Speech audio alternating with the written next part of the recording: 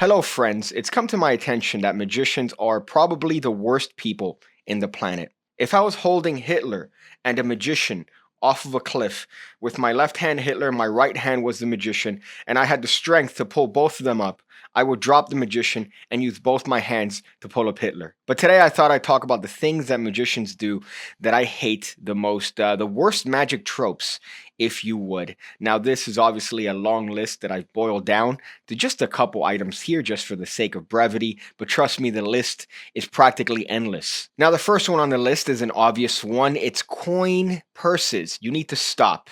Every month, a new coin purse comes out in the magic community, and it makes me die a little bit on the inside. Every time a magician buys a coin purse, a blowjob loses its wings. It seems like every couple weeks we have a brand new coin purse that hits the market. The latest one I saw is the FPS coin wallet. You could call it a coin wallet. I know exactly what it is. There's no way that you could take this out in a public scenario and not be judged immediately. You're doing a walk around set at Denny's, and all of a sudden the magician decides to take out coins from a coin wallet. Now, granted, this isn't as bad as the other ones on this list, but it's still pretty terrible enough. And you'll have magicians defend it, say, oh, it adds a touch of class to my performances. It makes it seem more professional when I take a coin purse out of my pocket. You should be ashamed of yourself. You look like a virgin. Every time I see a magician defend a coin wallet or a coin purse, I immediately think that they still live with their parents. Now, that's not a bad thing in this trying time, especially when it comes to saving money on rent, but at the same time,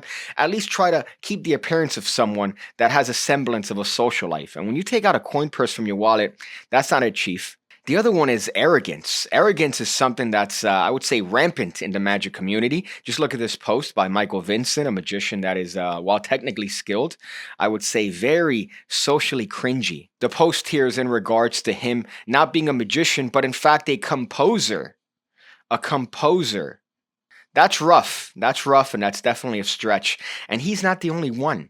This is I would say, a tired trope in the world of magic, as many magicians decide to call themselves other things and feel the need to make themselves seem more worth than they actually are. Your shit stinks, my friend. As a matter of fact, because of your diet, your shit stinks worse than others. So don't pretend like you're something else or better than you actually are.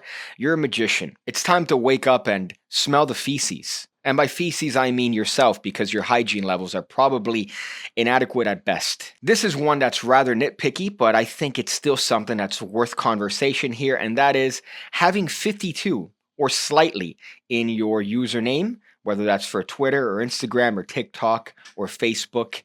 I just think this is the equivalent of farting in my face. We get it, you're a magician. You want everybody to know within your social circle that you are, in fact, a magician, but it's gross. Oh, it's 52 because there are 52 cards in a deck. So I want to tell people that I'm one with the deck. You're also one with your hand, because you're never going to see a woman. Now, on Instagram, I've seen a couple slightly accounts that do make me laugh from time to time. There's one called Slightly Retarded, which gives me a giggle. But we get it. It's a pun. Sleight of hand, slightly. Haha, it's very clever. My friend, it's also disgusting. It's also a terrible trope. And I get it. People like Ramsey, like Christopher Ramsey of Tesla and Mansion fame, have 52 at the end of their handle. So it's obviously successful for some people. Yeah, but that's like 1%. That's even a fraction of 1% of magicians that make it with 52 at the end of their Instagram handle. Just because it worked for him doesn't necessarily mean it's going to work for you,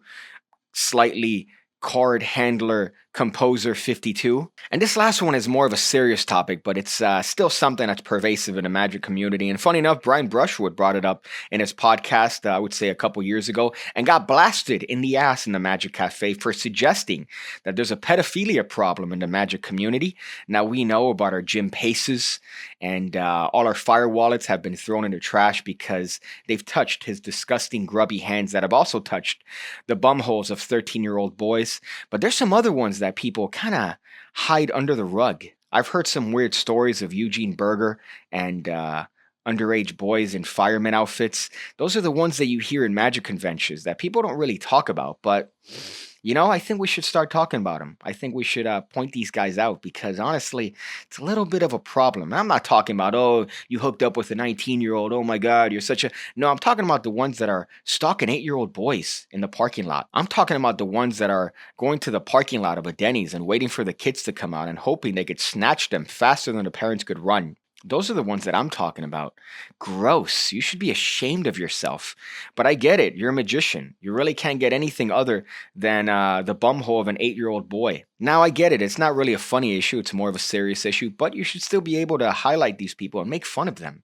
They're terrible, gross, disgusting troglodytes. And you see the mental gymnastics on a Magic Cafe and Facebook defending these individuals just because they're good at coin tricks. So that's the list. I know it was a small one for this particular video, but I wanted to keep it brief. Make sure to leave in the comments section below what you hate. What are some tropes that you hate that magicians do on a daily basis? Maybe we could have some sort of conversation in the comment section. As always, I guess you should, go outside, take a shower,